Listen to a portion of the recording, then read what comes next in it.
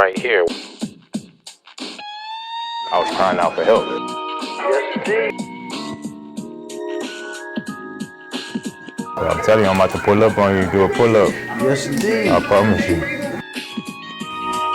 It's time to tell it all. Off the dribble. So growing up as a child, going in between Missouri and Detroit, can you tell us what that was like? Bittersweet. When I think about my childhood, I feel like a lot of my childhood was ripped away from me. And what I mean by that, at the age of 10, 11, we're moving from Detroit to Springfield, Missouri, which was a big, huge culture shock. I never wanted to leave Detroit, but Detroit had a crazy part and a crazy role to play in my childhood because I was molested from the ages of 6 all the way to 10. So it was, again, it was one of those things where you grew up in a place where you call home and you have all your friends and family around, and you have these things happening to you just out the blue.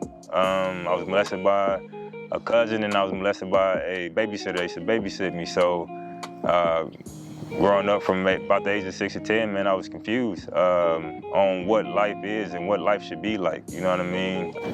So growing up in your childhood, can you tell us what was the best part of your childhood? The best part of my childhood was being basketball, being introduced to my life at the age of 5. I think that when basketball came into my life, I felt like all my problems that I had from 6 to 10 were bearable at the time, because it's like, okay, I have these things happening to me, but then I also have this great thing that I go do every single day, which is basketball. I'm going to go to this AAU program, or not even to an AAU program, just a program, an after-school program where we're going to mentors like myself.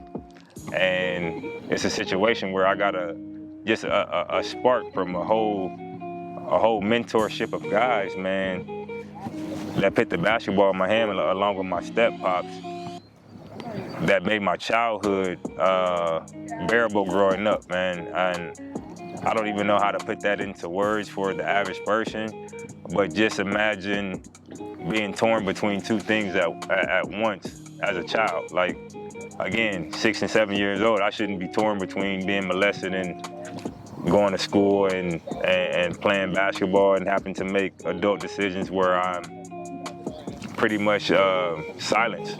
You know what I mean? I feel like being molested as a child, it silences you. It silences you from being vocal, being able to tell your mom and dad certain things, because you don't never know what the outcome is going to be. You don't never know if they're going to believe you. You don't never know if it's going to be one of those things where it's going to break the family dynamic down. And so even as a 6 and 7 year old kid, I'm thinking about all these things. It's like, do I just keep rocking with life? Do I just keep going on? Is this how life is going to be? Is this how life is? Like, again, I'm thinking things are normal. That's not normal. And yeah, man, my childhood was just, it was crazy. But again, I got a lot of good childhood memories that, you know, that are dope. Like seeing an ice cream truck come down the street, playing basketball in the street with my friends, playing hide and go seek in the neighborhood, like going on field trips with my school. Like, I think about all those things in my childhood that makes me feel good. At the same time, there are traumatic situations in between those that make me question, like, why me? In your childhood, did you feel like you had anyone that you could go to during this time? I feel like I could have went to my coaches at the time, my mentors, my after school program, my teachers at school. But again, as a kid, bro, when I get to school, like, my whole mind is off of the whole situation of being molested the weekend before, or being molested a couple days or a couple hours before. You know what I mean? Just, yeah, as a kid, you're distracted by so many things. So again, in the times that I wanted to tell, I'm mad, I'm frustrated, I want to get it out.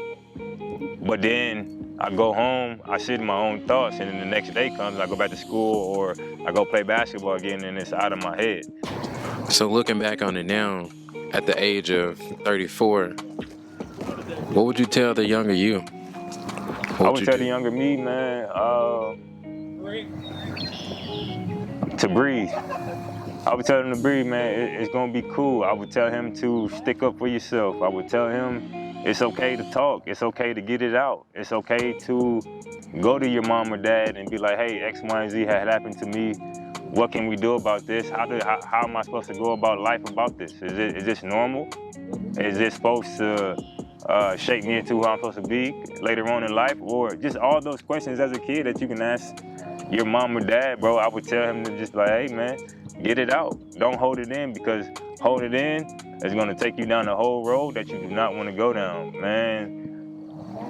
That messed with my psyche so much to the point where I'm out here I'm trying to have sex, man. I'm trying to have sex at 9, 10, 11, 12, 13, all the way up until now, man. It's just like you go down this path of trying to figure out, why is this me? Why do I feel these urges? Why do I sit here in my thoughts? Why am I depressed? Why am I angry? Why am I upset? So again, I would just go back to the younger myself and just be like, hey, man, just take a breath, breathe, and go get it out, man. Go tell your step pops, because that's the one I should have told, because that's the one that I felt the most connection with, the one that would listen to me, you know what I mean, when I had stuff to say. Wouldn't tell me to be quiet, wouldn't tell me that I was lying.